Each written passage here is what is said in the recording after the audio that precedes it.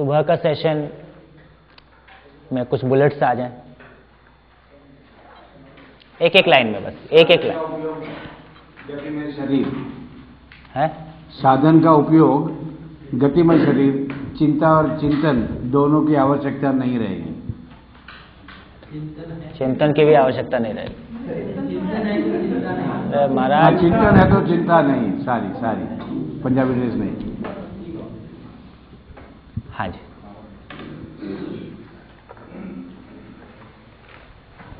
हाँ जी।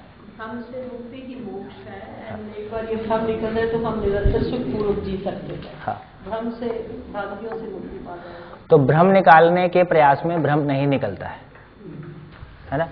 किसी चीज को छोड़ने के प्रयास में कुछ भी नहीं छूटता है। तो छोड़ने का प्रयास को बंद किया जाए, पकड़ने के प्रयास को शुरू किया। ऊर्जा का बहिर्गमन ही ह्रास है और ऊर्जा का अंतर्नियोजन ही विकास है। इसीलिए हमें अपने पोटेंशियल अनलिमिटेड जो है उसका इन्वेस्टमेंट इस तरह से करने चाहिए कि कर्म स्वतंत्रता और कल्पनाशीलता दोनों के साथ में अपनी जीव चेतनाएं जड़ा के प्रकृति के साथ तालमेल होने के साथ में सुख पा सके। समझना यानी विकास हो जाएगा। समझना विकास की प्रक्रिया उसमें ही शामिल। तो विकास मानव में होता है, ये बात स्पष्ट होनी चाहिए। जड़ संसार में विकास मानव के विकास का ही एक रिफ्लेक्शन है। हम बाहर विकास को सुनिश्चित करने की कोशिश कर रहे हैं, मानव की स्थिति वही आदिकाल वाली बनी हुई है। और एक बात उसमें बहुत अच्छी लगी, जो स्वयं को अगर हम समझे तो स्वत्व विकसित हो जाएगा, तभी परिवार में एक स्वतंत्रता आ जाए ताकि हम बढ़ सके स्वराज्य की ओर, जो संकल्पना हम आज तक नहीं पा सके हैं। तो स्वत्व, स्वतंत्रता और स्वराज्य ये एक बहुत अच्छा प्रोसेस निकल आ सकता है। Practicable process. Thank you. हाँ जी। हर व्यक्ति जन्म से विवेकी और वैज्ञानिक है और विवेक और वैज्ञानिक को जगाना ही शिक्षा का उद्देश्य है। एक बात है कि अब तक हमने मानव की बात देखी थी, समाधानित मानव चेतना से युक्त, लेकिन आज दो शब्द और मिले हैं, देव चेतना और दिव्य चेतना। तो उम्मीद है उस पर प्रकाश डालेंगे, है ना। तो जो कार्यक्रम निकल के आया, मानव चेतना, चेतना विकास, मूल्य शिक्षा, अभी वर्तमान शिक्षा के संदर्भ में चेतना विकास मूल्य शिक्षा एक कार्यक्रम के रूप में निकल के आता है, जिसका आगे आगे और बात हम लोग करेंगे। हाँ जी, चलिए। एक स्टेटमेंट उसमें बहुत की, साधन क्यों, शरीर की गतिविधियों को चला के रखना, गतियों को गति देना, इसके लिए साधन है, ना कि ये सब के लिए हम लोग हैं। गुड। जैसा कि हम लोगों ने चर्चा किया कि ऊर्जा का अंतर्नियोजन ही विकास है, ऊर्जा का बहिर्गमन ही ह्रास है ना। तो वो कैसा है? जैसे ही मैं अपने आप को शरीर मानता हूं, तो मेरा सारा आशा, विचार, इच्छा क्या चीज में इन्वेस्ट हो जाता है? सुविधा से सुख, सामान से सम्मान, है ना। सारा ऊर्जा इसमें इन्वेस्ट हो जाता है।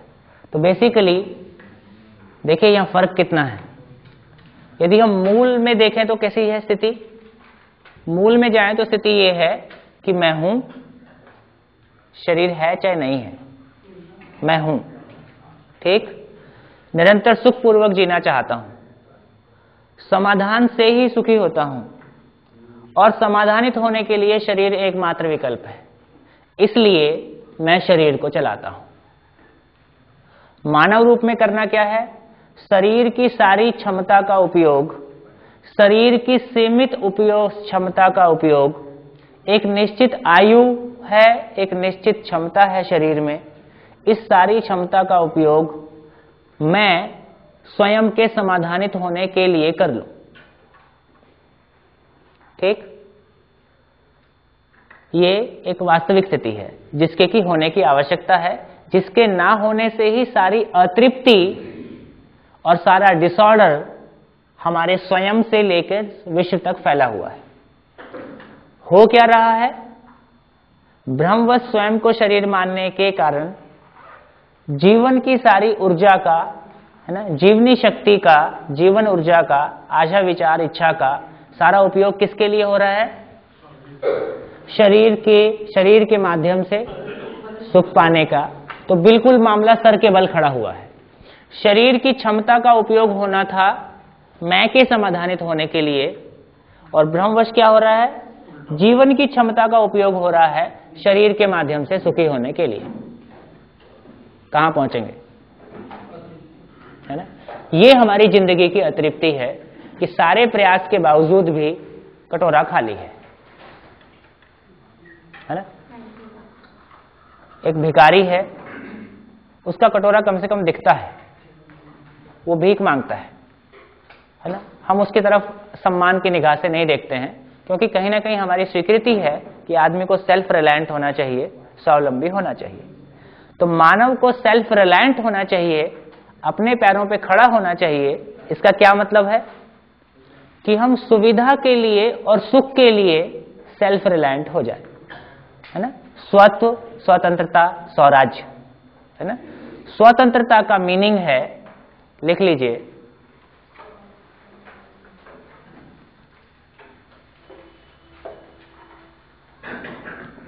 स्वयं को वातावरण के दबाव से मुक्त कर लेना। स्वयं को वातावरण के दबाव से मुक्त कर लेना।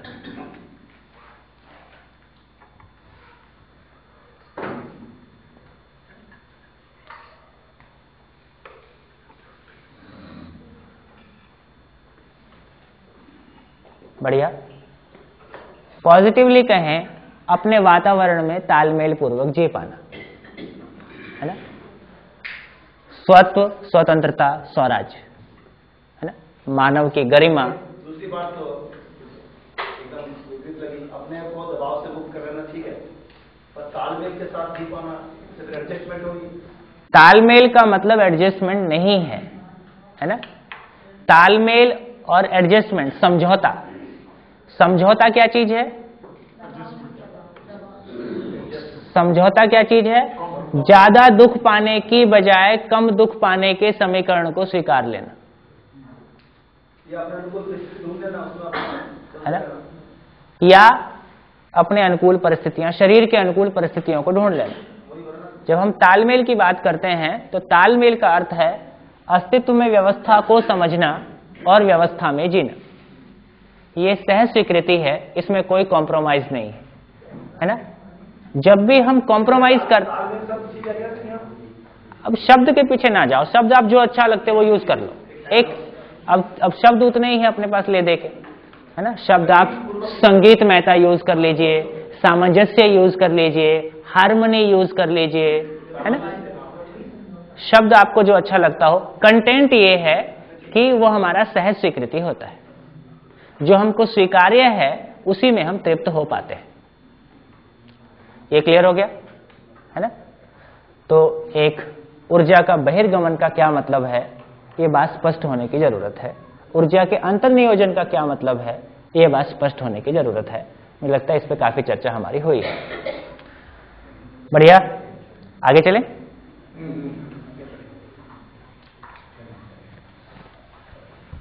अब क्या हो गया, अपन चर्चा किए कि किसी भी चीज के पीछे पूरी प्रकृति में 4 अवस्थाएं हैं। 4 अवस्थाओं में जितनी भी इकाइयां हैं उसका एक निश्चित प्रयोजन है ना। चारों अवस्थाओं में सभी इकाइयों का एक निश्चित प्रयोजन है, पर्पस है। क्या मतलब? हर इकाई स्वयं में व्यवस्था है, समग्र व्यवस्था में भागीदार है। ये जो समग्र व्यवस्था में भागीदारी है, ये उसका होने का पर्पस है, ये उसके होने का मतलब है। ये किसी देश काल परिस्थिति में बदलता है क्या? ये शाश्वत है ना। तो हर इकाई का स्वयं में व्यवस्था होना, है ना, और यदि वो व्यवस्थित है तो उसका व्यवस्था में भागीदार होना। तो यदि कोई इकाई व्यवस्था में भागीदार नहीं है, एग्जाम्पल मानव, इसका अर्थ है कि वो स्वयं में व्यवस्थित नहीं है, और इसका अर्थ है कि एक पीड़ा एक दुख, समस्या, कन्फ्लिक्ट, डिसऑर्डर, उसको हम भोगते हैं, है ना। तो कुल मिला के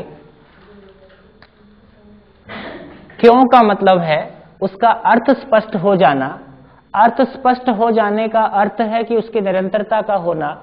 इसका मतलब, इसका ही नाम है चिंतन। चिंतन है तो चिंता नहीं, चिंता है तो चिंतन नहीं। और इस तरह से अब ब्रीफ में अब कहें तो इस समझ के आधार पर साधन के बारे वो समझ हमारे पास उपलब्ध हो जाती है। और अब तक हमारी इच्छाएं कहां से गवर्न थी? कंडीशनिंग। पड़ोसी के पास ऐसी गाड़ी, ऐसा मकान, ठीक, इसलिए मेरे पास ऐसा होना चाहिए। हम जिंदगी भर किसी ना किसी के फॉलोअर्स हैं, हमारे बस पड़ोसी बदल रहे हैं, है ना। हम फॉलोअर होना चाहते हैं कि डूअर्स होना चाहते हैं? डूअर्स होने का मतलब है समझ से नियंत्रित होना। तो जैसे ही साधन के बारे चिंतन होना, साधन का पर्पस शरीर को बनाए रखने के लिए या और शरीर को गति प्रदान करने के लिए, इसलिए स्पष्ट हुआ सुविधा से सुख नहीं, सुख से सुविधा नहीं। और इस समझ के साथ अब साधन के बारे जो मेरी समझ है ना, वो सुनिश्चित हो गया। साधन के बारे जो समझ है वो सुनिश्चित हो गया, सुस्पष्ट हो गया। इसलिए इस साधन के लिए जो इच्छाएं हैं, अब घर कैसा चाहिए? तो बात हुई कि घर क्यों चाहिए? घर क्यों चाहिए? शरीर के प्रोटेक्शन के लिए, ठीक से रहने के लिए, है ना। अब पड़ोसी का मामला खत्म हो गया, है ना। अब मैं स्वयं में तय कर पाता हूं कि मेरी जरूरतें कैसी होंगी। तो साधन के बारे में इच्छाओं का सुनिश्चित होना और उनका बने रहना इस आधार पे, और उनके पूरे होने की संभावना, कल जैसे हमने चर्चा किया, है ना, मानव की क्षमताएं, साधन की उपलब्धता, मानव की उत्पादन करने की क्षमता। तो पता चला आवश्यकताएं सीमित हैं, मानव में उत्पादन करने की क्षमता बहुत ज्यादा है। इस अर्थ में सभी भौतिक आवश्यकताएं के पूरा होने की संभावना हमको पूरा हो जाती हैं, होने की संभावना हमको दिखने लगती है। अभी भी जितनी हमारी जरूरतें हैं उससे अधिक साधन हमारे पास उपलब्ध ही रहता है ना। कमी जो है वो पड़ोसी को देखने से आती है। स्वयं में मुझको कितने साधन की जरूरत है, ऐसी सही इच्छा के आधार पर संतोष, समझ की रोशनी में सही इच्छा संतोष, सही इच्छा की रोशनी में विचार शांति, सही विचार की रोशनी में निर्णय, है ना, सुख, और सही कार्य और व्यवहार तृप्ति। यही स्वर्ग है, यही निरंतर सुख की जो बात हम लोगों ने की है, उसके बारे में कुल इतनी सी बात है ना। तो क्या मामला हुआ कि स्वयं को शरीर मान के जीना, केवल आशा इच्छा विचार में जीना, ये प्रमाणित होता है। तो इसको अनुभव कहा। अनुभव की रोशनी में समझ, समझ की रोशनी में इच्छा, ये पूरा चैनल और पूरा कार्य और व्यवहार। अभी ये मैंने अभी ये प्रस्तुति इस तरह से की कि जो शब्द हम अपनी रोजमर्रा की जिंदगी में इस्तेमाल कर रहे हैं और जिन घटनाओं से हम गुजर रहे हैं, एक बार उससे हम रिलेट कर सकें। जीवन का जो वास्तविक स्वरूप है उसको मैं अब इसके बाद रखता हूं। फिर चिंतन कहाँ है, मन, वृत्ति, चित्त, बुद्धि, आत्मा कहाँ है, आशा, विचार, इच्छा कहाँ है, वो सारा लोकेट हो जाएगा। इसमें कुछ टिप्पणी आप करना चाहें अपनी कॉपी में, जितनी चर्चा अभी तक हमने की है उसके बारे में आप कुछ कर लें।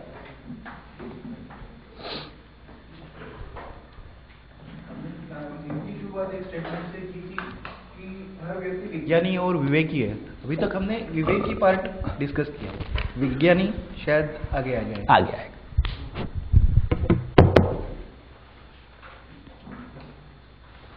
लेंगे उसको। हाँ जी, कुछ कमेंट्स, जितनी चर्चा सुबह से अभी तक की है। अभी आपने डिस्कस किया, एक्चुअली थोड़ा मैं शायद सुन नहीं पाया या समझ नहीं पाया। उस एक्चुअली अर्थ का स्पष्ट होना, ये जो है चिंतन की प्रक्रिया में होता है। एक बार फिर इसको रिपीट कर रहे हैं अभी। और चिंतन से समझ आती है शायद। हाँ, वो मैं जानता हूँ। अभी उसको फिर से करेंगे। ये एक इम्पॉर्टेंट टॉपिक, अब हम कोर में आ गए हैं लगभग। एक इम्पॉर्टेंट टॉपिक हमने कवर किया है, इस पे 2 मिनट्स में कुछ कमेंट्स आप लेना चाहें तो ले लें, फिर मैं आगे चलता हूँ।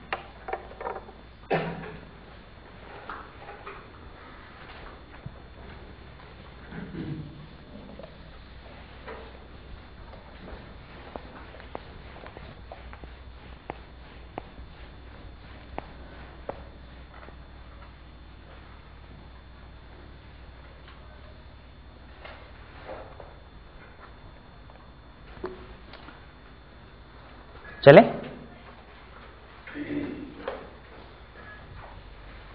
हमने शुरू किया है जीवन में व्यवस्था को समझना। जीवन अपने आप में एक रियलिटी है, ये माँ बाप के संयोग से नहीं बनता है। जीवन का होना अस्तित्व सहज घटना है ना। जिस तरह से प्रकृति में अनंत प्रकार के परमाणु, अनंत 108, 120 जो भी बोलें, अनंत संख्या में परमाणु प्रकृति में बने हैं, है ना। उसकी चर्चा आखिरी दिन हम करेंगे। तो जिस तरह से प्रकृति में इतने परमाणु हैं, इतनी 4 अवस्थाएं हैं, उस तरह से इनको किसने बनाया? अभी हमारा इस बारे में बहुत सारी अपनी कंडीशनिंग मान्यताएं हो सकती हैं, सही हो सकता है, इसकी चर्चा हम लोग आखिरी दिन करेंगे। लेकिन जीवन का होना भी उसी प्रकार एक प्रकृति सहज घटना है, अस्तित्व सहज घटना है ना। तो जीवन का होना, जीवन का बनना माँ बाप के संयोग से गर्भ में होने वाली घटना नहीं है, है ना। जीवन अपने आप में एक स्वतंत्र आइडेंटिटी है। एक ये बात हमको समझ में आती है। अभी हम लोग चर्चा कर रहे हैं, जीवन को समझने की कोशिश कर रहे हैं, जीवन के स्वरूप को समझने की कोशिश कर रहे हैं। अभी हमने कुछ ब्रॉडली देखने की कोशिश की, किस तरह से आशा, विचार, इच्छा काम कर रही है और किस तरह से हमारी जिंदगी में घटनाएं घट रही हैं और कैसे वो सही हो सकता है, उसकी एक संभावना को हमने देखने की कोशिश की है। अब एक बार जीवन के डिटेल्ड स्वरूप में जाएंगे, क्योंकि जब आप बुक्स पढ़ेंगे तो बुक्स में ये डिटेल्ड स्वरूप दिया होगा, उसकी जो टर्मिनोलॉजी है, उसका जो मीनिंग है, एक बार हम शिविर में चर्चा किए रहेंगे तो बुक्स से हम पढ़ के रिलेट कर पाएंगे। शिविर का कुल मतलब इतना ही है कि हम बुक्स को पढ़ने के लिए समर्थ हो जाएं। जिन शब्दों को जिस मीनिंग के लिए इस्तेमाल किया गया है वो मीनिंग हम तक क्लियर हो जाए। जैसे ऊर्जा को लेके कुछ बात आई और बहुत सारे शब्दों को लेके कुछ बात आ रही है। तो एक बार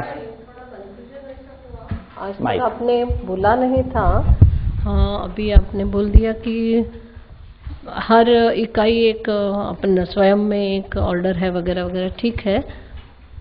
मैं का होना या जीवन का होना बायोलॉजिकली प्रूवन थिंग है, तो आप नहीं बोल रहे, थोड़ा कंफ्यूजन हो रहा है।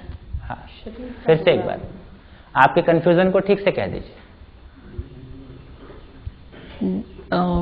शरीर का होना ये माँ बाप की देन है, बायोलॉजिकल घटना है। मैं का होना जीवन यानी जीवन का होना, इससे शरीर का कोई मतलब, ठीक है, फिर क्लियर हो गया। हाँ।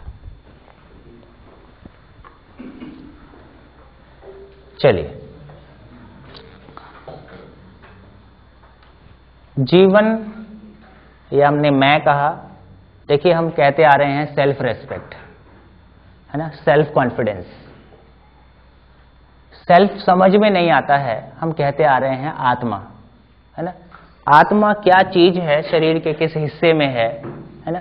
तो जब तक हमारी इन सारे शब्दों के प्रति कोई क्लैरिटी और जीने के जगह तक कोई पकड़ नहीं बनता है, तब तक हम मेमोरी से उसको रिप्रोड्यूस तो कर सकते हैं, है ना, उसके ऊपर कितना अच्छा भाषण भी दे सकते हैं, लेकिन हमारी जिंदगी में कोई उसकी चमक हो, है ना, ये थोड़ा सा मुश्किल है।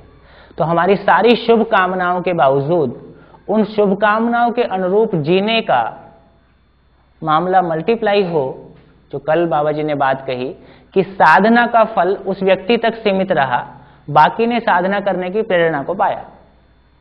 और साधना का लोकव्यापीकरण, मैंने साधना कुल मिला के कहा कि भक्ति विरक्ति, तो भक्ति विरक्ति सबके लिए लोकगम्य नहीं हुआ, सब तक पहुंचने वाली चीज नहीं बनी।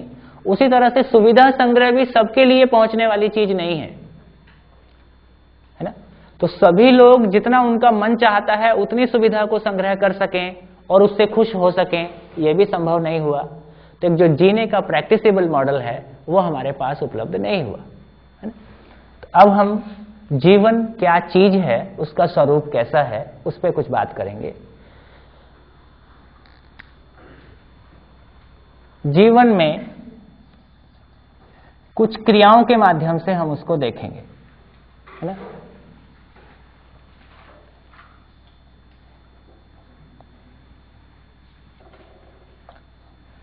मैं क्रिया का नाम लेते जाऊंगा, आप उसको अपने भीतर देखते जाएंगे, है ना, जिसको हम कह रहे हैं जांचना। अपने भीतर आप देखते जाएंगे कि ऐसा है कि नहीं है।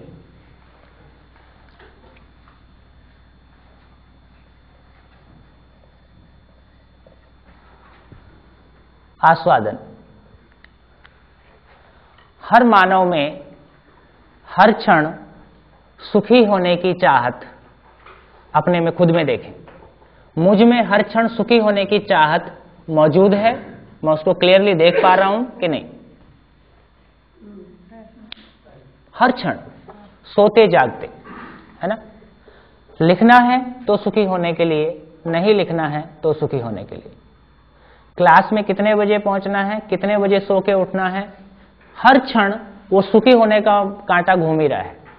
और उसके आधार पे हमारा सुखी होने की चाहत और सुखी होने की चाहत को पूरा करने के लिए कोई एक्शन, चयन, रेलिशिंग एंड सिलेक्शन,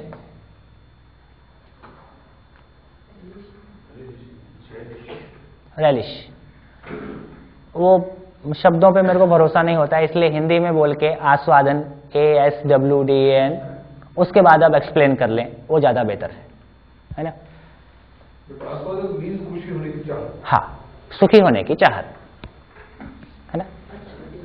ये क्लियर हो गया।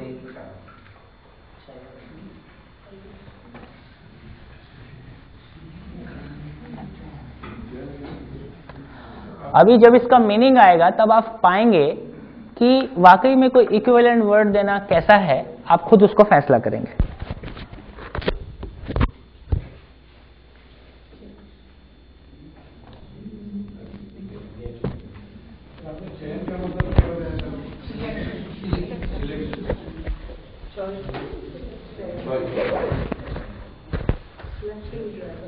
हाँ जी,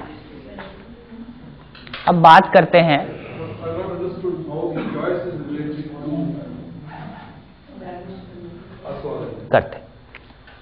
आस्वादन का मतलब है सुख की डिमांड, ठीक। और सुख की डिमांड के लिए हर क्षण कोई एक्शन, जैसे अभी आपने क्वेश्चन किया, है ना। अपने भीतर में कोई एक ब्रेक आया, कोई एक कंटिन्यूटी वो डिसकंटिन्यू हुआ, उसकी कंटिन्यूटी को फिर से सेट करने के लिए क्वेश्चन, है ना। ये चयन हो गया, क्वेश्चन पूछने का चयन। आस्वादन सुखी होने का आदमी का जो चाहत है, तरीका है, वो 3 तरीके से है। रुचि मूलक आस्वादन, मूल्य मूलक आस्वादन और लक्ष्य मूलक आस्वादन। 3 डिजाइन में आदमी सुख को पाने की कोशिश करता है।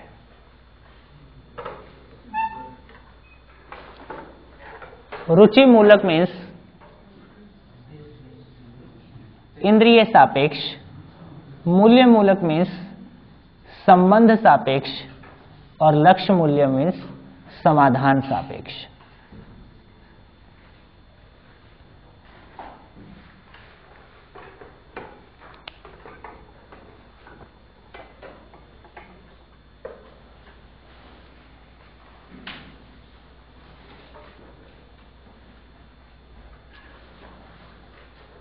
ये जो भी कुछ आपके सामने रखा जा रहा है यूनिवर्सल है, इससे ज्यादा होता नहीं, इससे कम भी नहीं होता है। ये जांचना हम सबका काम है ना। इंद्रियों से सुखी होना, संबंध से सुखी होना और लक्ष्य से सुखी होना। जब भ्रम में रहते हैं और जब समझदारी में रहते हैं तो ये कैसा काम करता है।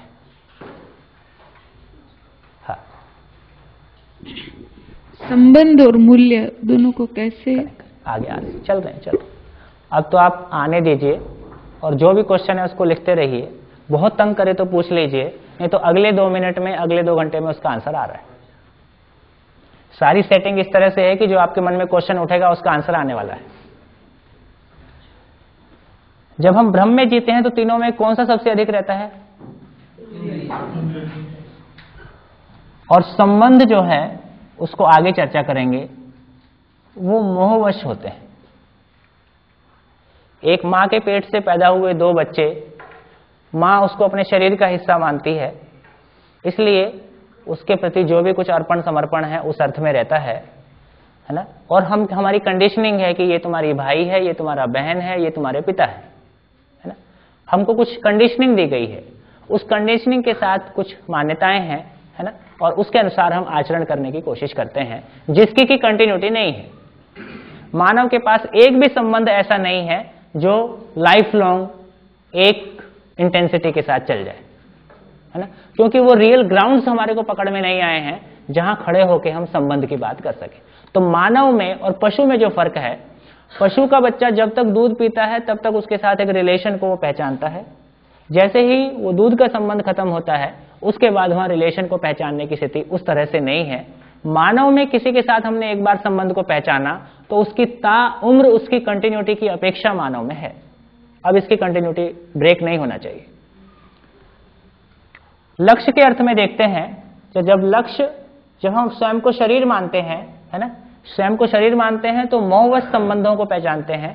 स्वयं को शरीर मानते हैं तो इंजीनियरिंग, डॉक्टर, पद, पैसा, प्रतिष्ठा, मकान, गाड़ी, यहां तक हमारा लक्ष्य लटक के रह जाता है। शरीर सापेक्ष पूरा मामला हो गया, है ना।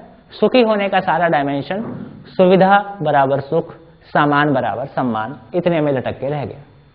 जब सही को समझते हैं तो फिर सारी इंद्रियां स्वस्थ रहने के अर्थ में, सारा संबंध, और फिर संबंधों के अर्थ में सुखी होना और समाधान के अर्थ में सुखी होना, ये हमारे सुखी होने के ऊपर बात किया। अब आस्वादन एक शब्द है जो इतने मीनिंग को अपने आप में एनवेलप किया हुआ है। अब इसके इक्विवेलेंट वर्ड देखोगे तो कौन सा डालोगे बताओ, है ना। अब आस्वादन के इक्विवेलेंट वर्ड ढूंढेंगे इंग्लिश में तो कैसा ढूंढेंगे? तो अब क्या होगा, तो आस्वादन को रख दें, एक्सप्लेन कर दें, नियर बाई कहीं आसपास कोई शब्द हो उसको रख के कुछ कहने की कोशिश की जा सकती है। बढ़िया, आस्वादन क्लियर हो गया, ये क्लियर हो गया। चयन क्या चीज है? सुखी होने की आशा में हर क्षण हम एक चयन करते हैं। अभी सुनना है ये भी एक चयन है, अब नहीं सुनना है ये भी एक चयन है ना। कंटिन्यूअस चयन हो रहा है। आस्वादन क्रिया निरंतर, चयन क्रिया निरंतर। आपका गर्दन का हिलना, आपके जिस पोस्चर में बैठे हैं, आज जिस तरह के कपड़े पहने हैं, आज जो खाना खाते समय कितना खाना है, नहीं खाना है, अब रुक जाना है, हर क्षण चयन जारी है। Chayam here would be estimation, measurement. Yeah. शरीर से कार्य व्यवहार करने के पहले जो डिसीजन मेकिंग हो रही है ये चयन है। Estimation, measurement, हाँ, selection. ये करना है, वो एक्शन है, वो एक्शन है। दो क्रियाएं ठीक ठाक, इसमें कोई दिक्कत नहीं।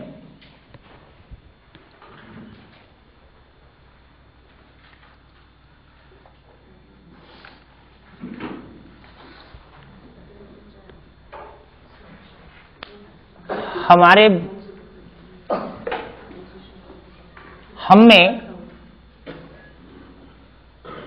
इमेजिनेशन होता है ना, चित्र बनते हैं। जिस चित्र से सुखी होने की आशा जितनी जुड़ जाती है, जिस चित्र से, जिस फोटो से, है ना, सुखी होने की आशा जितनी जुड़ जाती है, उसको हम कहते हैं ये मेरी इच्छा है। तो चित्र बनता है, उसको इच्छा बोलते हैं, या इच्छा बोलते हैं, उसके बाद चित्र बनता है। अपने भीतर झांकी, एक चित्र उभर के आता है ना, फिर मैं कहता हूं कि ये मेरी इच्छा है। तो भाषा बहुत बाद की चीज है ना। अपने भीतर जो घटना घट रही है, तो मूल में मानव में एक चित्रण क्रिया है। हर क्षण भौतिक चीजों के, फिजिकल चीजों के फोटो हमारे भीतर बनते ही रहते हैं, नॉन स्टॉप धमाका है, बनते रहते हैं। इनमें से जिस चित्र के साथ में सुखी होने की आशा जुड़ गई, उसको साकार करने के लिए विश्लेषण, श्लेष का मतलब होता है परत, और विश्लेषण का मतलब होता है उसकी फाइन डिटेल्स में जाना, है ना। क्या फाइन डिटेल्स में जाना? जैसे एक इच्छा, आपको इंस्टीट्यूशन ने कहा कि शिविर करने जाना है। अब पता चला कि हमारा हाँ और ना का कोई मतलब ही नहीं है, जाना ही है। अब जाना ही है तो भैया कम से कम ये बताओ कि वो क्या चीज है, क्या होगा, कब जाना है, क्या साथ में लेके जाना है ना। मच्छर कैसे होंगे, खाना कैसा होगा, वहां का वेदर कैसा होगा, ये क्या हो गया? विश्लेषण, उसकी फाइन डिटेल्स। किसी चीज को जब हम एग्जीक्यूट, किसी इच्छा को जब पूर्ति करने का निर्णय लेते हैं, तो जीवन के भीतर जो उसकी फाइन डिटेल्स को वर्कआउट करने का प्रयास है, उसको कह रहे हैं विश्लेषण, है ना। विश्लेषण करते समय कुछ आधार काम करते हैं, है ना। जैसे कुछ भी चयन करना है तो उसके पीछे आधार क्या है? आस्वादन, है ना। किसी सुख की आशा में कोई चयन है ना। तो चयन करने के पीछे जो आधार है वो सुखी होने की आशा है, और फिर वो रुचि मूलक है, मूल्य मूलक है और लक्ष्य मूलक है। उसी तरह से विश्लेषण के पीछे में जो आधार है वो तुलन है। क्या चीज है तुलन? कंपेयरिंग। तुलन का मतलब है, इसी को हम बोलते हैं दृष्टि, इसी को हम बोलते हैं व्यू पॉइंट, इसी को बोलते हैं नजरिया। संसार के 600 करोड़ लोगों के पास, 700 करोड़ लोगों के पास 6 दृष्टियां हैं, ना 6 से कम ना 6 से ज्यादा। इसको हमको जांचना है। क्या? प्रिय दृष्टि, हित दृष्टि, न्याय दृष्टि, धर्म दृष्टि, व्यवस्था दृष्टि और सत्य दृष्टि।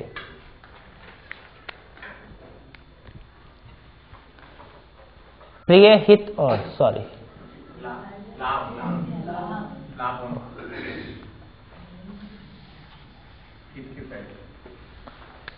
प्रिय, हित, लाभ, न्याय, धर्म, सत्य।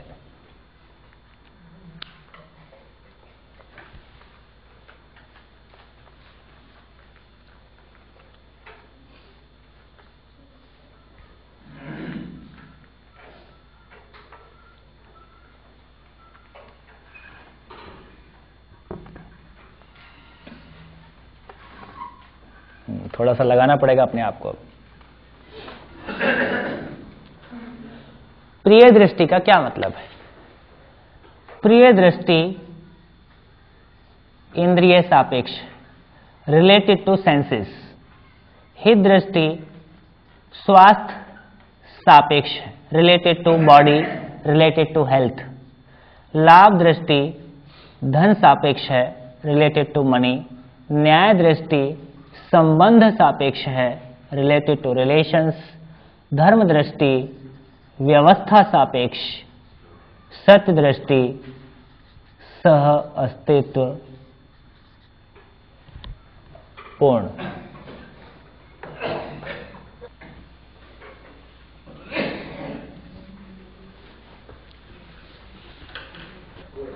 हित दृष्टि रिलेटेड टू हेल्थ। लाभ दृष्टि रिलेटेड टू मनी। न्याय दृष्टि related to relations. and dharma drishti related to order and satya drishti related to coexistence.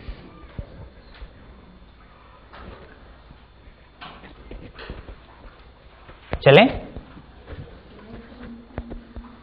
आएगा सब आएगा। एक एक करके एग्जाम्पल लेते हैं। 6 दृष्टियां आपके सामने आई।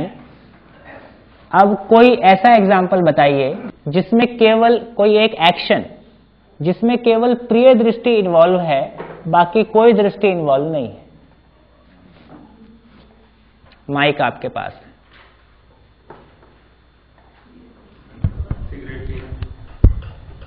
हाँ जी, आप कह रहे हैं सिगरेट पीना। तो नशा करना है ना, नशा करना केवल इंद्रिय दृष्टि, इंद्रियों का दबाव है। कभी कभी तो मैं खुद भी नहीं चाहता हूं और वो सुख मुझको मजबूर करता है। शरीर का, धन का,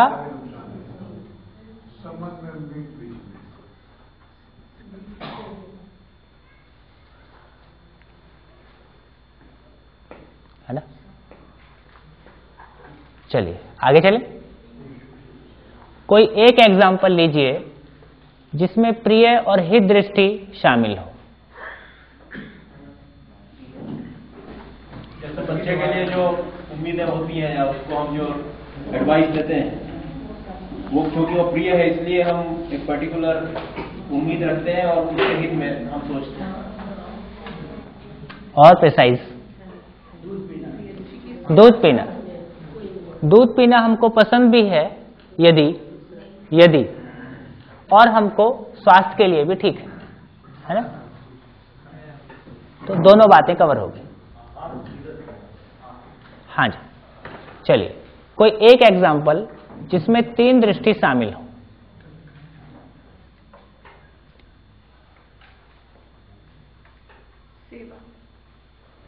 सेवा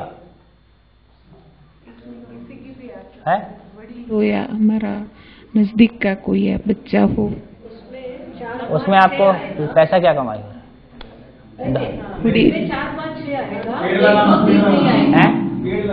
पेड़ लगाना। कोई मानवीय उत्पादन जो हमको पसंद भी है, सपोज हम गाय पालते हैं और आपको गाय से बड़ा लगाव है, तो आपको पसंद भी है, शरीर के लिए भी उपयोगी है वो श्रम और वो दूध, और उससे धनोपार्जन भी होता है ना।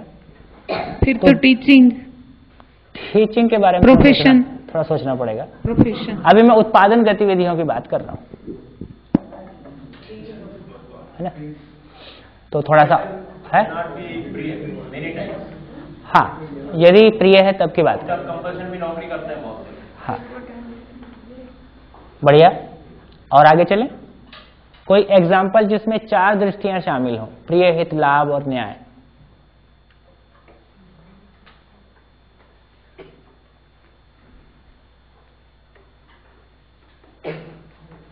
पुस्तक का अभ्यास करके उसके बारे में क्रिटिक्स लिखना। ओहो, ये क्रिटिक्स लिखने का जितना काम है, इससे निकला कुछ नहीं। निकला भले कुछ नहीं, लेकिन जब आपको कुछ पैसा मिल गया वो अलग बात है, लेकिन निकलता उससे कुछ नहीं। इसलिए वो हो सकता है लाभ तक सीमित रह गया, आगे नहीं गया। हाँ, मैंने फिर ठीक है, कोई एक दृष्टि आ गई, लाभ दृष्टि के तहत हो गया, या हो सकता है हमारी चाहना में शुभ है लेकिन घटना के रूप में नहीं घट रहा है।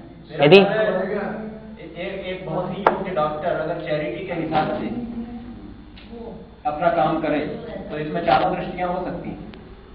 चलिए, और इसका लाखों रुपए फीस ले सकता है, लेकिन चलिए एक सहज एग्जाम्पल, बहुत इजी एग्जाम्पल। परिवार में और संबंधों में जो भी साधन का आदान प्रदान है वो संबंध के निर्वाह करने के लिए। सपोज एक बाप अपने बच्चे को कोई सामान लाके देता है, या दोस्त के लिए आप कोई गिफ्ट खरीदते हैं। वो क्या चीज है? संबंध के निर्वाह करने के लिए वस्तु का आदान प्रदान। ठीक, तो मूल में कौन सी दृष्टि है? न्याय, मूल में न्याय।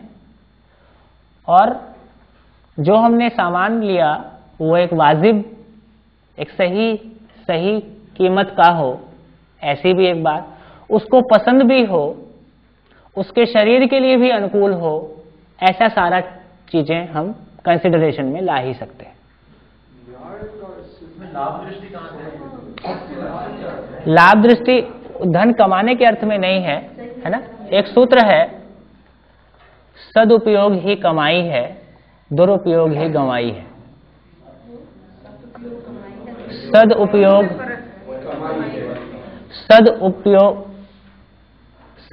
ही कमाई है, दुरुपयोग ही गंवाई है ना। हाँ, मैंने एक ही सूत्र है ये। तो कुल मिला के हम ये कह रहे हैं कि संबंध में जीने के अर्थ में, है ना, जो हम वस्तुओं का आदान प्रदान करते ही हैं, और उसकी कोई लिस्ट, एक बाप अपने बच्चे को 18 साल बाद बिल बना के नहीं देता है, ये तुम्हारे ऊपर खर्च किया, है ना, इतना साल में इतना ब्याज हो गया, ये लौटा देना। ऐसा करेगा तो क्या होगा? अभी कभी ना कभी अनजाने में बोल ही देते हैं, इतना पैसा लगाया तुम्हारी पढ़ाई पे, है ना।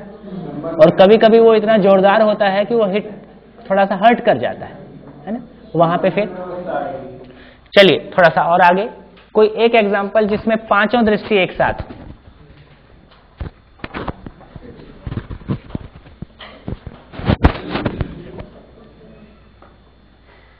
सामाजिक कार्य, सोशल वर्क है। I told in first, सामाजिक कार्य में आता है सेवा, मतलब ऐसा जरूरी नहीं कि घर में हो, आप हॉस्पिटल में जाके नर्स का काम भी कर सकते हैं। दैट इज ठीक है, अब आप एग्जांपल, शादी,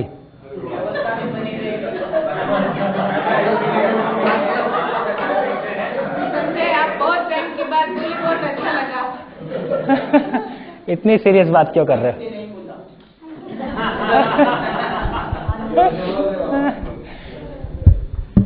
शादी की बात अभी आगे करेंगे। शादी के मामले में बड़ा डिस्प्यूट है, तो अभी शादी की बात नहीं करें। कहाँ बनी? सबसे ज्यादा अव्यवस्था शादी वाले डिपार्टमेंट में ही है। लेकिन उम्मीद तो व्यवस्था की है, उम्मीद तो व्यवस्था की है। अगर मैं तो बराबर समझ सकते हैं तो परिवार, उसकी बात आगे करेंगे। हाँ। करेंगे। तो चलिए अभी मैं एक,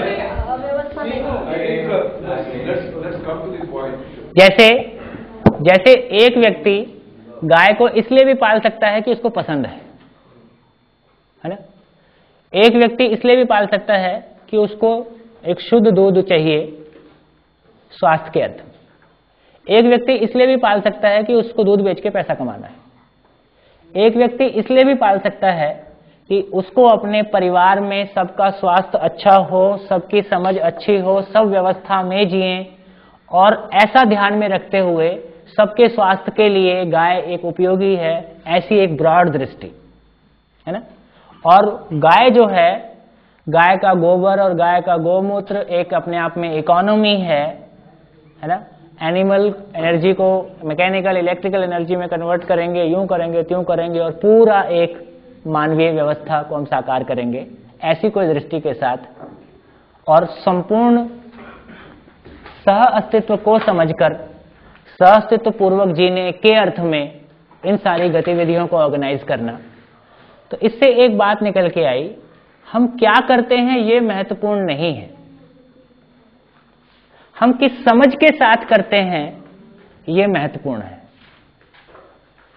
हम क्या करते हैं ये महत्वपूर्ण नहीं है, हम किस समझ के साथ, किस दृष्टिकोण के साथ करते हैं ये महत्वपूर्ण है। हम किसी दृष्टिकोण के साथ करते हैं या समग्र दृष्टि के साथ करते हैं, एक टोटलिटी में चीजों को, होलिस्टिक व्यू में हम चीजों को देखते हैं, ये महत्वपूर्ण मामला है।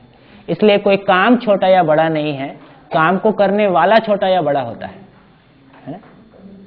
कोई काम छोटा या बड़ा नहीं है, काम को करने वाला छोटा या बड़ा होता है। उसकी स्वयं की दृष्टि कहां तक गई है, उस आधार पे उसका छोटा और बड़ा होना तय होता है।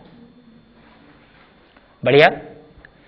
तो यदि वर्तमान कॉन्टेक्स्ट में देखें तो अभी हम इन 6 दृष्टियों में से कितनी दृष्टि को इस्तेमाल कर पाते हैं?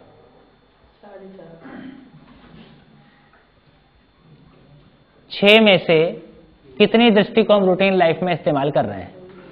3 दृष्टियां। है ना।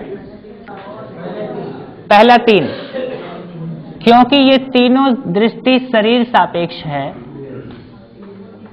ये तीनों दृष्टि जीवन सापेक्ष है। जीवन समझ में नहीं आता तो इन दृष्टियों को यूज नहीं कर सकते, इन दृष्टियों के साथ नहीं जी सकते हैं, इनकी कामना कर सकते हैं, है ना। सब कुछ ठीक हो, सब एक दूसरे को प्यार बांटें, सब प्यार से रहें, कामनाएं कर सकते हैं, है ना।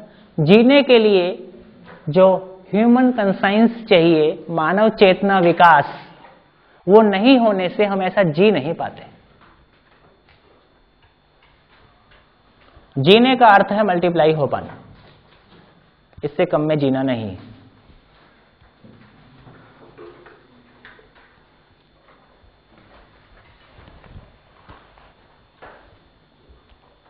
बढ़िया,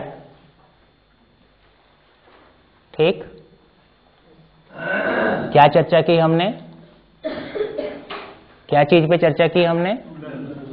तुलन, है ना, तुलन दृष्टि। इस तरह से जब हम किसी इच्छा की पूर्ति के लिए विश्लेषण करते हैं तो उसके बैकग्राउंड में ये 6 दृष्टियां काम करती हैं। जैसे आप बाजार में जाते हैं, कोई सामान खरीदना है, कैसा करते हैं? आप बोलते हैं पसंद नहीं आया। क्यों पसंद नहीं आया भाई? या तो इंद्रियों को उसका कलर अच्छा नहीं लगा, उसका टेक्सचर अच्छा नहीं लगा, या शरीर के लिए अनुकूल नहीं है, या जेब के पकड़ के बाहर है ना, अपनी पॉकेट से ज्यादा हो गया है। किन्हीं कारणों से हम कहते हैं कि ये सामान मुझको पसंद नहीं है। इन्हीं कारणों के आधार पर बोलते हैं। कभी कभी कोई चीज पसंद आ जाती है, शरीर के लिए अनुकूल है कि नहीं है बाद में देखेंगे, है ना। इंद्रियों का दबाव इतना है कि शरीर से सूचना आती है कि ये अनुकूल नहीं है, उसके बाद भी हम उसको नकार सकते हैं। तो निर्णय लेने का अंतिम अधिकार हमारे पास सुरक्षित है ना। ये तीनों दृष्टियां अपना काम करती ही हैं जब हम शरीर सापेक्ष जीते हैं, और न्याय धर्म सत्य की अपेक्षा बनी रहती है, चाहना बनी रहती है, कामना बनी रहती है। लेकिन न्याय धर्म सत्य में जीने की योग्यता ना होने के कारण हम गिला शिकवा शिकायत में जीने के लिए मजबूर होते हैं। और ये बहुत ईमानदार हैं तो हम उसके अगेंस्ट में आंदोलन कर सकते हैं, है ना। किसी को मार सकते हैं, मर सकते हैं, लेकिन न्याय धर्म सत्य उतरने वाला नहीं है। हम ऐसा कहना चाहते हैं क्या कि वर्तमान स्थिति में हम जो जी रहे हैं, हाँ, वो सेल्फ सेंटर्ड नैरो अप्रोच है और शरीर सापेक्ष है। शरीर सापेक्ष ये सेल्फ सेंटर्ड बोलने से भी बहुत झंझट है। अब शरीर को सेल्फ मानते हैं तो शरीर सेंटर्ड है बेसिकली, जिसको सेल्फ सेंटर्ड। अरे सेल्फ सेंटर्ड होता तो झंझट ही खत्म हो जाता।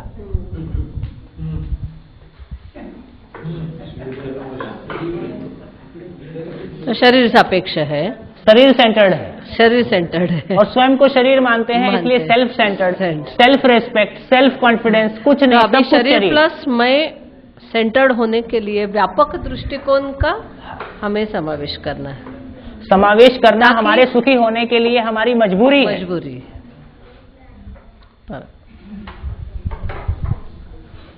हाँ जी, आगे चलें।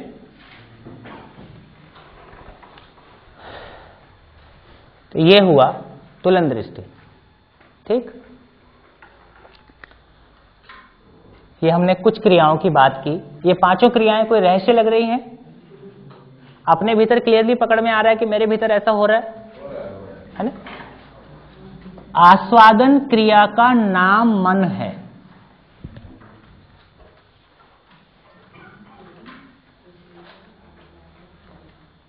आस्वादन क्रिया का नाम मन है। तुलन क्रिया का नाम वृत्ति है।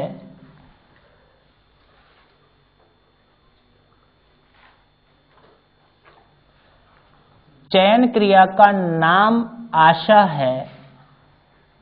विश्लेषण क्रिया का नाम विचार है। चित्रण क्रिया का नाम इच्छा है।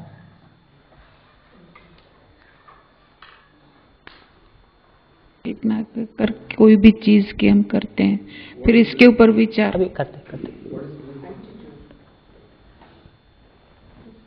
है ना, वृत्ति, एटीट्यूड बोलते। बढ़िया। अभी माइंड को बोलचाल की भाषा में इसमें एक चीज और अभी यहां पे कनेक्ट कर सकते हैं। आशा, विचार, इच्छा तीनों को एक साथ किया तो कल्पना, इमेजिनेशन।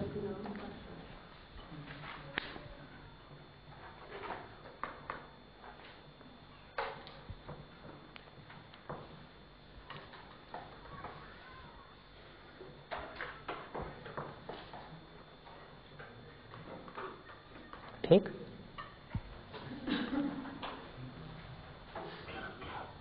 मेमोरी कहां पे है? जीवन में है कि शरीर में है? मेमोरी भी जीवन में है। जो कल घई सर एक बात कह रहे थे, हम बहुत सोचते हैं तो थक क्यों जाते हैं? जब जीवन ही सोचता है, जीवन अक्षय शक्ति संपन्न है, वो तो थकता नहीं है, फिर ये थकान क्यों महसूस होती है ना? तो ये आशा, विचार, इच्छा, हाँ जी, एक भी शब्द छूटेगा तो मिस होगा। आशा, विचार, इच्छा ब्रेन पे प्रोसेस होता है क्योंकि इसको एग्जीक्यूट करना पड़ेगा। ब्रेन की एक सीमा है ना? इसलिए वो फिनोमिना है। मूल में आशा, विचार, इच्छा जीवन का स्वत्व है। मूल में सारा मेमोरी जीवन का स्वत्व है और वो चित्रण इस पे इन 4.5 यहां पे है। ठीक, अब बोलचाल की भाषा में हम बोलते हैं मन की, जब हम मन शब्द यूज कर रहे हैं, हम सबके लिए जॉइंटली यूज करते हैं। यहां हम मन को स्पेसिफिकली सुखी होने की आशा के अर्थ में इस्तेमाल करते हैं। यदि है तो वो वहीं पे ज्यादा स्पेसिफिकली, सब कुछ जुड़ा ही हुआ है। अब रूटीन में हम बोलते हैं कि मन बहुत चंचल है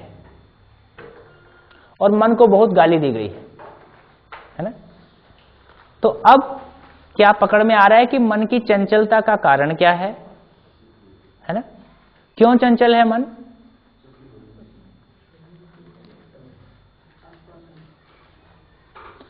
निरंतर सुखी होने की चाहत, और हम क्या उपलब्ध कराते हैं?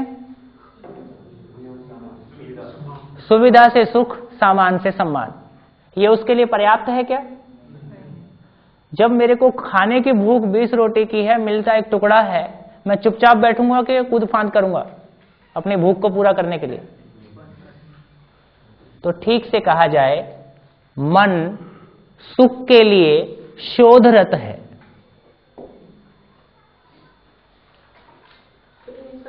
जीवन सुख के लिए निरंतर शोधरत है, क्योंकि हम शरीर सापेक्ष सुख उपलब्ध कराते हैं जिसमें वो तृप्त नहीं होता है, इसलिए वो जगह जगह कूदते रहता है। यहां मिलेगा क्या, यहां मिलेगा क्या, यहां मिलेगा क्या, यहां मिलेगा क्या। जीवन का पहले मन का, फिर जीवन का। मन और जीवन एक ही है ना? ये सारा जीवन में व्यवस्था की चर्चा कर रहे हैं, तो मन जीवन में एक क्रिया का नाम है। ठीक है, मैं मतलब मेरा मन, मतलब मेरा जीवन। हाँ, जब मैं जीवन बोलता हूं, जीवन itself is a entity and A undivided entity. जितनी भी जीवन में क्रियाएं हैं, इसको बोलते हैं अविभाज्य वर्तमान, है ना? इसमें कुछ भी डिवाइड नहीं हो सकता है। आशा को अलग निकाल दिए, को टुकड़ा कर दिए, ऐसी कोई स्थिति नहीं है ना? अविभाज्य वर्तमान, इट इज एंड अनडिवाइडेड। जीवन रिमेन्स जीवन, आइदर फुल ऑफ इल्यूजन और full of understanding. It remains as जीवन। Only thing is either be happy और बी विद अनहैप्पीनेस।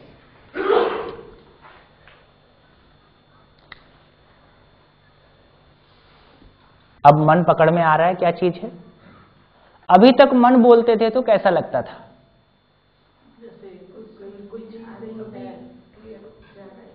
है ना? अभी जिस तरह से मैं आपको देख पा रहा हूं, आप मुझको देख पा रहे हैं, क्या उतना ही क्लियरली हम अपने मन को देख पा रहे हैं? ये एक झलक मिल रही है कि हाँ किधर है? हाँ, वो ऐसा नहीं कि एग्री हो रहे हैं, पर we can find it out. There is a मन, सूचना मिली है, काम करना भी। हाँ, कम से कम मन बोलने से एक मिस्ट्री नहीं है, है ना। मन बोलने से क्लियरली मैं अपने भीतर पहचान पा रहा हूं कि हर क्षण सुखी होने की चाहत मेरे भीतर है, मैं इसको क्लियरली देख पा रहा हूं। ये 3 दिन के बाद इतना तो देख रहे हैं कि मन मेरे पास बैठा है सेपरेटली, और मेरे पास बैठा नहीं है, मैं ही हूँ, मैं ही हूँ। हाँ। पर एक चित्रण जो आपने समझाया, हाँ। वो चित्रण हम मन का हमारे सामने कर सकते हैं। दैट इज बिसाइड मी, कर सकते हैं, है ना। और ये केवल अभी शुरुआत है। ये शिविर केवल आपकी जिंदगी में, जैसे किसी फिल्म देखने जाते हैं और 5 मिनट का दूसरी फिल्म का ट्रेलर बीच में आ जाता है, आपकी चलती हुई 35, 40, 50 साल की जिंदगी में एक 6 दिन का ट्रेलर बीच में आ गया है ना। यहां से चीजें शुरू होती हैं और फिर अध्ययन की आवश्यकता है पूरा आर पार होने के लिए, है ना। कल शुक्रवार एकदम से फिल्म लगेगी शायद। फिल्म तो अब चल पड़ी है ना। अब एक ट्रेलर देख लेते हैं, ये 6 दिन में एक ट्रेलर देख लेते हैं, फिर यदि आपका और आगे पूरी फिल्म देखने का मन होगा तो उसके लिए व्यवस्था बनाई जा सकती है। वर्ब, आस्वादन इज ए वर्ब, वर्ब, क्रिया। हाँ, क्रिया। एंड मन इज नाउन, और हाँ, मन इज नाउन, मन इज नेम ऑफ दैट क्रिया। So basically the reality is आस्वादन, मन is simply a name given to that particular क्रिया, है ना। And this is the part of self और जीवन। हाँ, जीवन is not clear, actually it's not defined. जीवन 10 क्रियाओं का पुंज है। जीवन में 10 क्रिया, 10 क्रियाओं का अविभाज्य वर्तमान,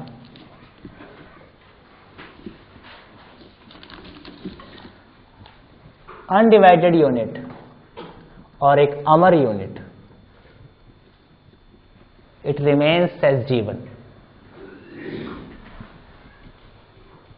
है ना। क्योंकि सारी क्रियाएं निरंतर हैं, वो स्वयं में निरंतर हुए बिना संभव नहीं। एक लॉजिकल एक्सप्रेशन, बाकी तो फिर फीलिंग के लेवल पे बहुत कुछ आएगा। हाँ, कंफ्यूज। तो मैं कह रहा हूं कि जितने ही टेक्निकल शब्द हैं सबको as it is Roman English में रखा जाए, JIVAN। बिल्कुल कहीं का कहीं चला जाएगा। अच्छा, ये जो चित्रण आपने किया है चीजों का, अभी इसमें कुछ और बाकी है या? क्योंकि जैसे चयन के साथ आपने आस्वादन को जोड़ा है, विश्लेषण के साथ तुलन है, तो चित्रण के साथ भी उधर लेफ्ट साइड में कुछ बात पूरी कहाँ हुई? अच्छा, वही कह रहा हूं। मुझे लगा कि इतना ही। हाँ जी, आगे चलूं? आगे चलें? हाँ जी, अभी तक हमने जितनी चर्चा की, हाँ जी प्लीज, अभी तक हमने जितनी चर्चा की उसको फिर एक बार इस बोर्ड पे देख लें जो उस बोर्ड पे किया था। क्या हम स्वयं को शरीर मान के जीते हैं?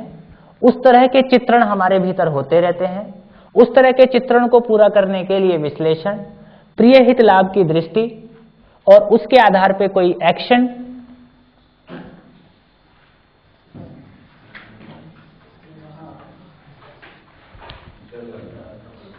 और व्यवहार का, यदि व्यवहार और कार्य सही नहीं है तो एक अतृप्ति, अतृप्ति से फिर एक नई इच्छा, ये एक विशियस सर्किल, इसको हमने देखा था।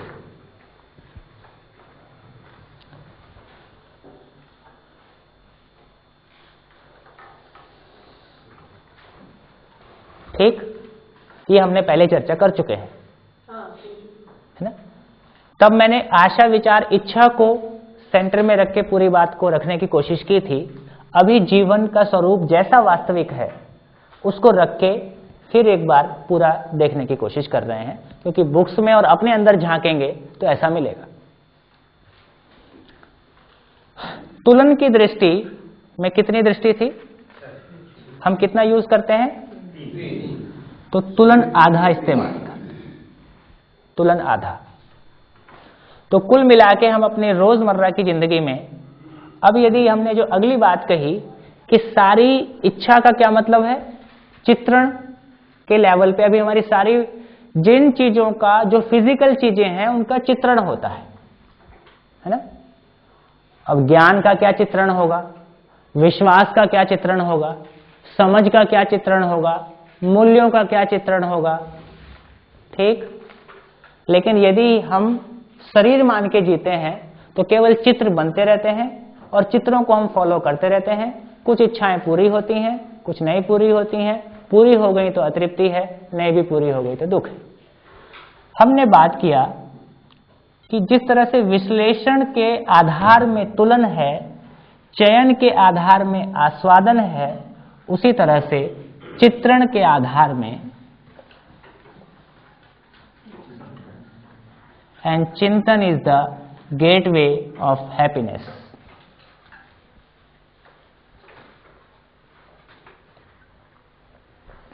चिंतन का मतलब क्या है, अर्थ का स्पष्ट होना, है ना।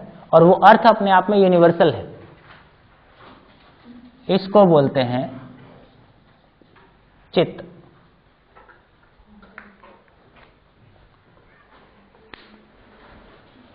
चिंतन के आधार में, हाँ, चिंतन के आधार में, हाँ जी, हाँ। तो अभी तक कैसा था, मान्यताओं की रोशनी में चित्रण। किसी एक परिस्थिति में कोई एक चित्र हावी होता है और उस चित्र के अनुसार फिर सारे जीवन की ऊर्जा और सारा कार्यक्रम शुरू। अब क्या होगा, हर चीज के अर्थ को ढूंढना, है ना। क्यों, हर चीज पे क्यों, हर चित्र पे क्यों, हर इच्छा पे क्यों। क्यों से उसका यूनिवर्सल जो मीनिंग है वो स्पष्ट होना। स्पष्ट होना माने चिंतन होना। चिंतन हो गया, उसका अर्थ स्पष्ट हो गया, तो सहज रूप में ऐसा ही जीने का संकल्प, है ना।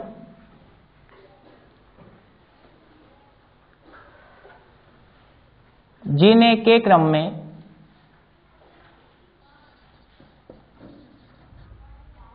बोध मीन्स यही है, यही है, यही है, शंका से मुक्त स्थिति, है ना, इसका प्रमाणित होना। जो प्रमाणित हुआ वो अनुभव में होना,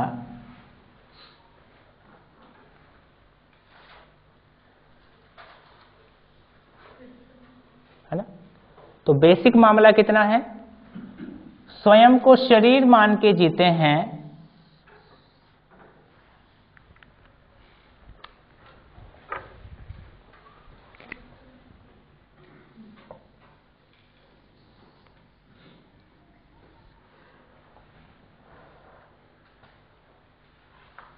ठीक। अभी तक सारी इच्छाएं कहां से संचालित हैं, कंडीशनिंग। जैसे ही चिंतन जागृत हुआ और चिंतन के अनुसार जीने का, तो इसको बोल रहे हैं, इसका नाम है समझ।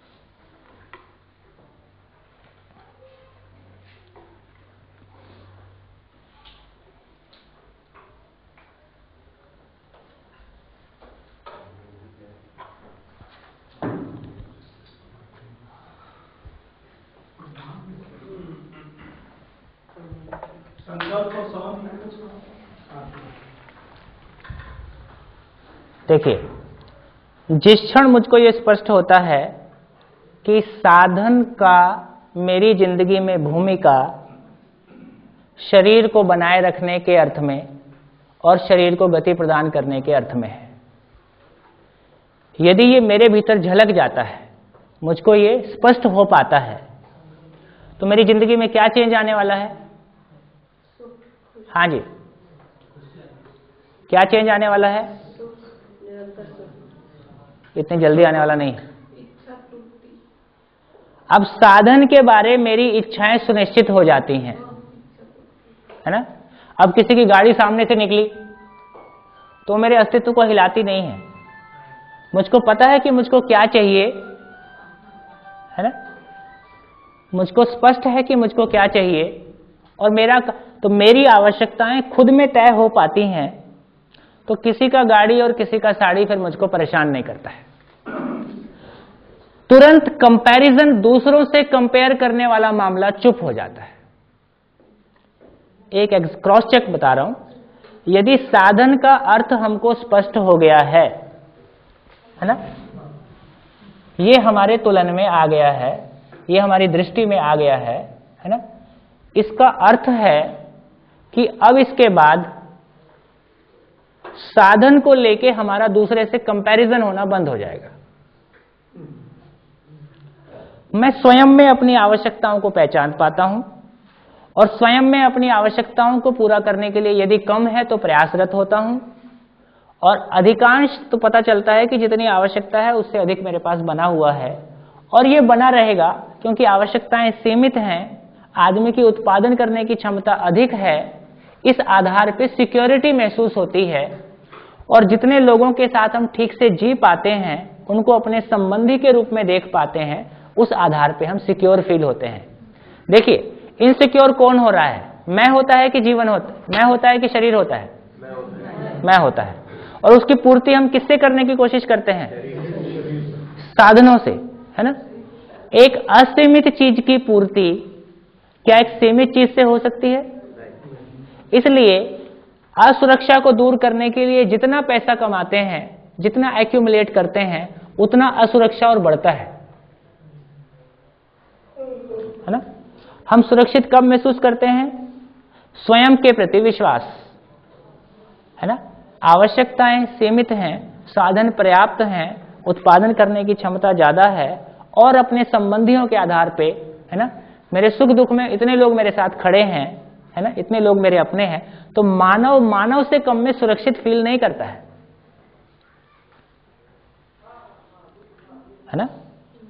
छोटी सी घटना देखते हैं, अभी इस भ्रम में भी दो लोग प्यार करते हैं तो वो अपनी पूरी पारिवारिक संपत्ति को छोड़ने तैयार हो जाते हैं, पूरा अपना घर बार छोड़ने तैयार, कितना सिक्योर फील करते होंगे।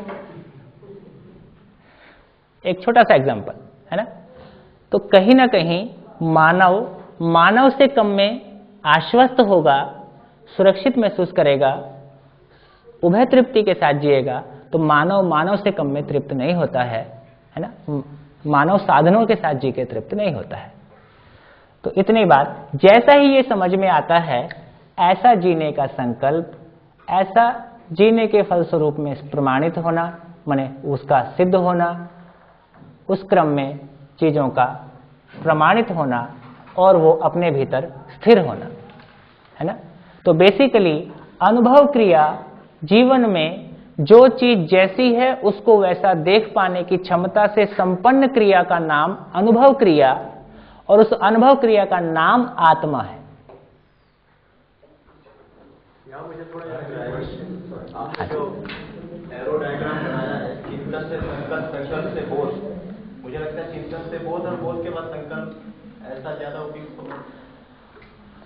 ठीक है, अभी एक हमारे सामने कुछ क्रियाएं, तो जीवन जो है 10 क्रियाओं का अविभाज्य वर्तमान है, उसमें से 4.5 क्रिया हम इस्तेमाल करते हैं, 5.5 क्रिया चुप रहता है ना। तो कितना? 4.5 out of 10।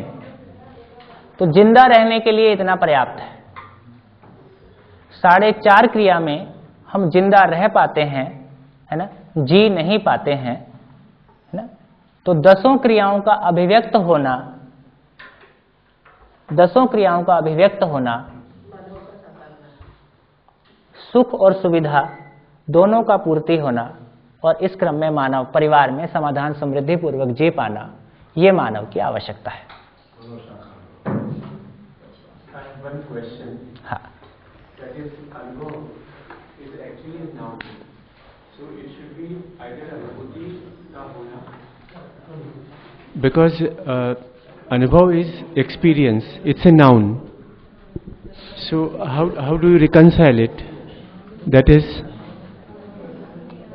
similarly both is both का होना. Kriya is always in the present tense. देखिए, कुल मिलाके तो वास्तविकता है, एक रियलिटी है. रियलिटी क्या है? क्रिया है. उस क्रिया को व्यक्त करने के लिए हम एक शब्द का चुनाव कर रहे हैं. मूल में जीवन में सुख पाने की चाहत, एक नाम दिया आस्वादन, ये भी एक नाम ही है.